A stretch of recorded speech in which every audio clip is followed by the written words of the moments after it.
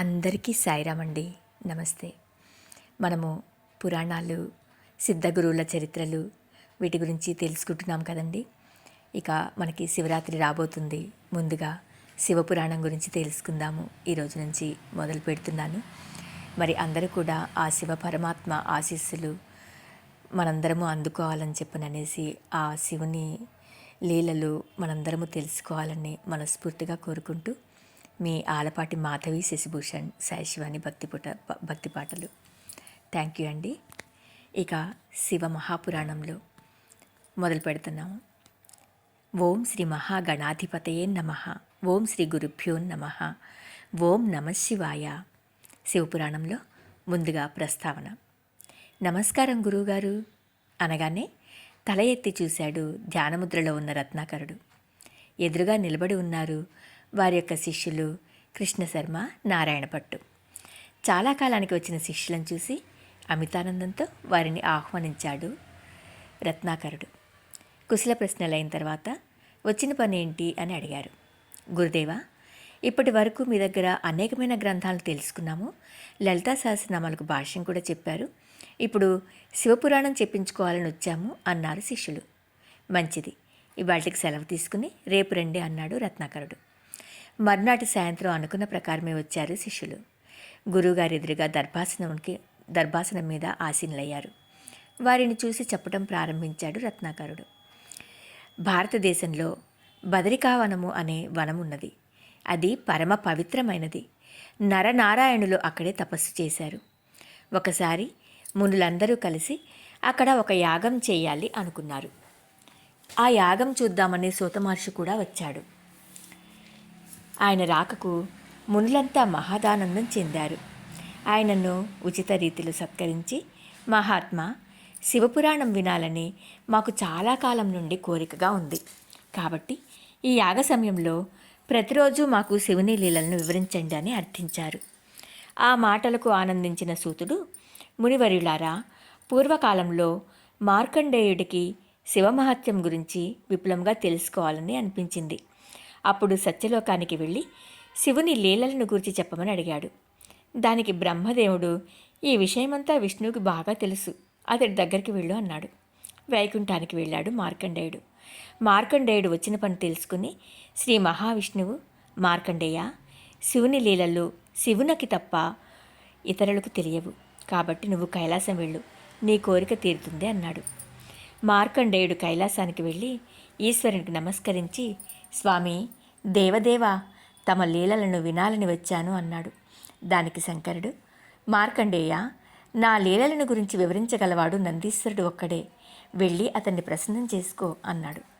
మార్కండేయుడు నందీశ్వరుని సమీపించి పరిపరి విధాల నందిని ఈశ్వరుని స్తుతించాడు. నందీశ్వరుడు ప్రసన్నుడై, భక్త శిఖామణి, నీకేం కావాలి అని అడిగాడు. దానికి మార్కండేయుడు, భక్తాగ్రగణ్య, నాకు ఈశ్వరుని లీలలను వినాలని ఉన్నది. నా కోరిక తీర్చటానికి నీవే సమర్థుడవు అన్నాడు. దానికి నందీశ్వరుడు సంతోషించి శివుని లీలలు ఒక్కటొక్కటిగా చెప్పడం ప్రారంభించాడు. ఈ రకంగా శివపురాణమంతా నందీశ్వరుడు మార్కండేయుడికి వివరించాడని సూత మహర్షి శౌనకాది మహామునులకు వివరిస్తాడు. ముందుగా నా గురుదేవులకు నమస్కరించి, పీఠాధిపతులకు, స్వామీజీలకు, అవధూతలకు వందనాలు అర్పించి, హరితస గోత్రీకుడనైన క్రోవి పార్థసారథి అనే నేను సామాన్యులకు కూడా అర్థం కావాలనే ఉద్దేశంతో అతి సులభ శైలిలో శివపురాణాన్ని వ్రాశారండి పార్థసారథి గారు. శివభక్తులు, పండితులు అందరూ ఈ ప్రయత్నాన్ని మన్నించి నన్ను ఆశీర్వదిస్తురుగాక అని చెప్పననేసి వారు ప్రార్థన చేశారు. వారి ద్వారా మనం కూడా ఈ లీలలను విని ఆ స్వామి లీలలు మనం కూడా తెలుసుకుని స్వామివారి ఆశీస్సులని మనం కూడా అందుకుందామండి. ఇక నారద గర్వభంగం గురించి తెలుసుకుందాం. నాయనలారా, ఇంతవరకు మాయను జయించిన వారెవ్వరూ లేరు. మాయకు ఎవ్వరూ అతిథులు కారు. దీనికి ఉదాహరణగా ఒక కథ చెప్తా వినండి అంటూ చెప్పడం మొదలుపెట్టారు రత్నాకరుడు. పూర్వకాలంలో నారదుడు ఒకసారి హిమాలయ పర్వతాలలోని మానస సరోవరం దగ్గర పర్ణశాలను ఒకదాన్ని నిర్మించుకుని భీకరమైన తపస్సు చేస్తున్నాడు. నారదుని తపస్సు భంగం చేయమని దేవేంద్రుడు అప్సరసలను పంపించాడు. అప్సరసలు నారదుని సమీపించి వీణెల విందుగా గానం చేశారు. కన్నుల పండుగగా నాట్యం చేశారు. మహర్షి చలించలేదు. చివరి అస్త్రంగా అప్సరసలు అంగాంగ ప్రదర్శనం చేశారు. నారదుడు శివశివ అంటూ కళ్ళు మూసుకుని తపస్సుకు ఉపక్రమించాడు. అప్సరాంగనులు దేవేంద్రుని వద్దకు వెళ్ళి నారదుని తపస్సు భంగం చేయలేకపోయామని చెప్పి సిగ్గుతో తల వంచుకున్నారు. నారదుడు ఆ తపస్సును ఇంద్ర పదవి కోసం చేయటం లేదు, పరమేశ్వరుని అనుగ్రహం కోసం చేస్తున్నాడని తెలుసుకొని దేవేంద్రుడు కూడా శాంతించాడు. అప్సరసల వయ్యారాలకి లొంగక ఇంద్రియ నిగ్రహం పాటించినందుకు నారదుడు తనను తానే అభినందించుకున్నాడు. లోలోన సంతసించాడు. క్రమంగా ఆ సంతోషం గర్వంగా మారింది. అప్సరాంగన్లకు లొంగలేదు కాబట్టి మాయను జయించినట్లే అని తీర్మానించుకున్నాడు నారదుడు. ఇలా ఉండగా ఒక రోజున నారదుడు సత్యలోకానికి వెళ్ళి బ్రహ్మదేవుడితో తను తపస్సు చేసిన విధానము, అప్సరాంగన్లు జయించిన విధానము వివరించి, తండ్రి ఇదే కదా మాయ, ఆ మాయను నేను జయించగలిగాను అన్నాడు. ఆ మాటలు విన్న పరమేష్టి నవ్వి ఊరుకున్నాడు. తర్వాత నారదుడు కైలాసానికి వెళ్ళి శివుడికి నమస్కరించి, దేవదేవా, శివమాయను జయించడం వల్ల నేను ధన్యుడనయ్యాను అన్నాడు. ఆ మాటలు విన్న ఈశ్వరుడు, నారదా, శివమాయ అంటే ఏమిటో పూర్తిగా నాకే తెలియదు, దాన్ని జయించా అంటున్నావు, ఎందుకైనా మంచిది, జాగ్రత్తగా ఉండు అన్నాడు. తరువాత నారదుడు వైకుంఠం చేరి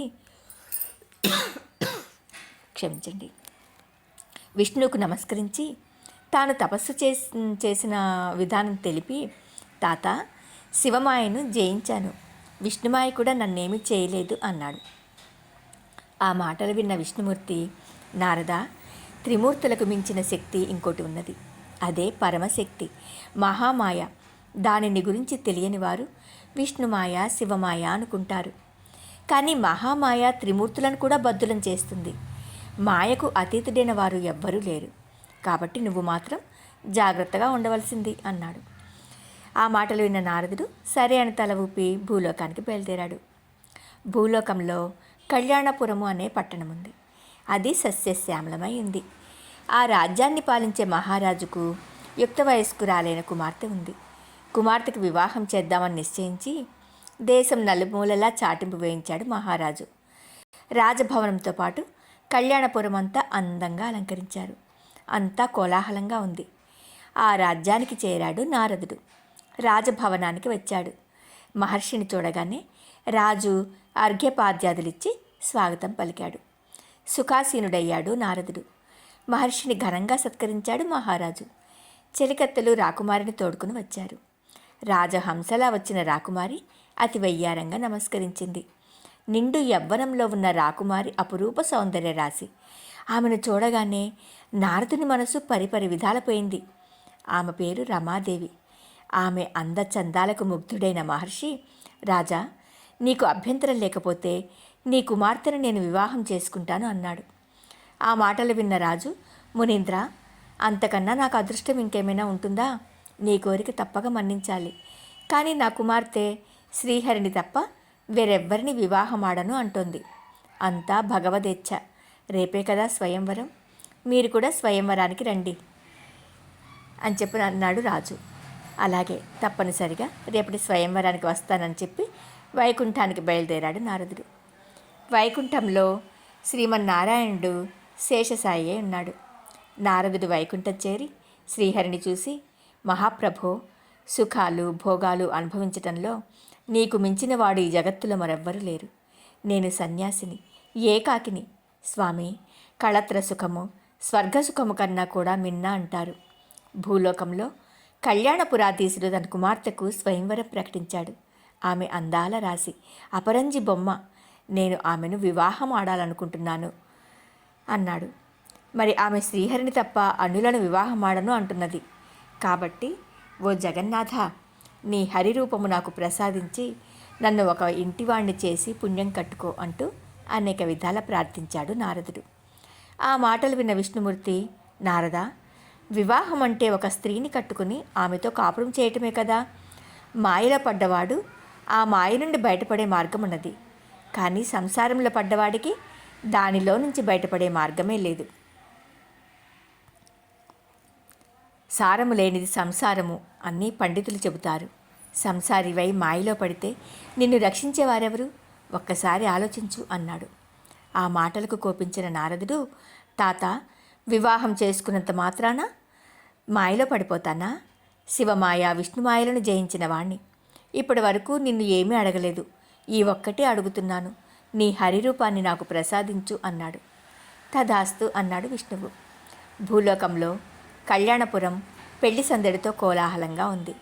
దేశ విదేశాల నుండి రాజులు, మహారాజులు, రారాజులు లెక్కలేనంతమంది స్వయంవర మంటపానికి విచ్చేశారు. వారందరూ రత్నాల హారాలు ధరించారు. వజ్రాలు పొదిగిన కిరీటాలు ధరించారు. వారు ధరించిన వజ్ర వైఢూర్యముల కాంతులతో స్వయంవర మంటపం కొత్త కాంతులింతుంది. స్వయంవర మంటపం ప్రవేశించాడు నారదుడు.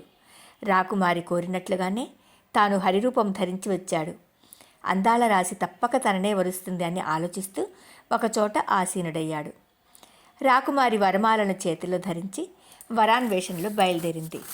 ఆమెతో పాటు చెలికత్తెలు ముందు నడుస్తూ అక్కడ ఆసీనులైన రాజుల వివరాలు తెలియచేస్తున్నారు. రాకుమారి మౌనంగా ముందుకు సాగిపోతుంది. రాకుమారి దగ్గరకు రాగానే కూర్చున్న రాజుల మెడలు ముందుకు చాస్తూ ఉన్నారు. మందంగా నడిచిపోతుంది రాకుమారి. అలా నడిచి నడిచి నారదుని వద్దకు వచ్చింది. చిలికత్తెలేమో చెప్పారు. వరమాల కోసం మెడను ముందుకు ఉంచాడు నారదుడు. చిరునవ్వు నవ్వింది రాకుమారి. గొల్లుమన్నారు చెలికత్తెలు. ఆ కోలాహలానికి అటువైపు చూసిన రాజులు కూడా పగలబడి నవ్వారు. రాకుమారి ముందుకు సాగిపోయింది. దూరంగా చివరన కూర్చున్నాడు శ్రీ మహావిష్ణువు. వరమాల ఆయన కంఠసీమను అలంకరించింది. రాకుమార్తెను తీసుకుని గరుడ వాహనం మీద వైకుంఠానికి వెళ్ళిపోయాడు విష్ణుమూర్తి. ఆ విషయం ఎవ్వరూ పట్టించుకోలేదు. స్వయంవర మండపంలోని రాజులందరూ తననే చూసి ఇంకా నవ్వుతూనే ఉన్నారు. ఏం జరిగిందో అర్థం కాలేదు నారదుడికి. చివరికి ఉండబట్టలేక అడిగాడు, వారందరూ తనను చూసి ఎందుకు నవ్వుతున్నారు అని. దానికి రాజులంతా, ఏమయ్యా, నువ్వెవరో పిచ్చివాడిలాగా ఉన్నావు. ఒంటి మీద ఉన్న వస్త్రాలు, ఆభరణాలు చూస్తే శ్రీనాథుడిలాగున్నావు. కానీ నీ ముఖం ఒకసారి చూసుకో, కోతిలాగా ఉన్నది. అట్లా ఉన్న నిన్ను రాకుమారి ఏ రకంగా వరిస్తుందనుకున్నావు అంటూ ఎగతాళి చేశారు. నారదుడికి విషయం అర్థమైంది. తనకు శ్రీహరి రూపాన్నిమ్మంటే కోతి రూపాన్నిచ్చాడు విష్ణుమూర్తి.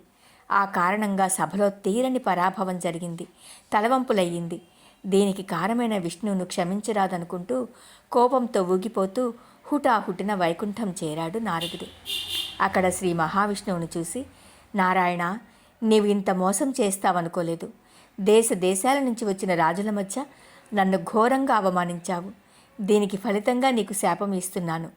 భార్య కోసం నేను ఏ విధంగా తలడిల్లిపోయానో అలాగే నువ్వు కూడా నీ భార్య కోసం నానా కష్టాలు పడతావు. నాకు కోతి ముఖం ప్రసాదించావు కాబట్టి ఆ వానర మూకలే నీకు కష్టకాలంలో సాయంగా నిలుస్తాయి అన్నాడు. ఆ మాటలు విన్న శ్రీ మహావిష్ణువు, నారదా, శివమాయ నిన్ను ఆవహించింది. హరిరూపము కావాలని కదా నువ్వు అడిగావు. హరి అంటే కోతి అని అర్థం నీకు తెలియదా? జ్ఞాన వైరాగ్యాలు కోల్పోయి ఈ రకంగా కోరటం నీకు తగిందా? ఒక్కసారి ఆలోచించు. నిన్ను నేను మోసగించానా? నువ్వు మాత్రం నన్ను అకారణంగా శపించావు. నీ శాపం నిష్ఫలం కాదు. అయితే త్రేతాయుగంలో శ్రీరామచంద్రుడుగా దశరథుని ఇంట పుట్టి నీ శాపాన్ని అనుభవిస్తాను. నువ్వు నన్ను శపించినా నేను మాత్రం నీకు వరమిస్తున్నాను. కలహప్రియుడవైనప్పటికీ ముల్లోకములందు గౌరవించబడుతూనే ఉంటావు అన్నాడు. ఆ మాటలు విన్న నారదుడు విష్ణుమూర్తి కాళ్ళపై పడి, స్వామి, క్షమించవలసింది. నా తప్పులను మన్నించు. సదా నీ అనుగ్రహానికి పాత్రుడనయ్యేటట్లు నన్ను అనుగ్రహించని వేడుకున్నాడు. ఆ తర్వాత విష్ణుమూర్తి ఆశీస్సులు అందుకొని తీర్థయాత్ర చేయడానికి బయలుదేరాడు నారదుడు. కాబట్టి శిష్యులారా, ఈ రకంగా మాయను జయించానని విర్రవీగిన నారదుడికి గర్వభంగమైంది అంటూ వివరించాడు రత్నాకరుడు. ఓం నమః శివాయ. రేపటి రోజున సృష్టి రహస్యాన్ని గురించి తెలుసుకుందాం.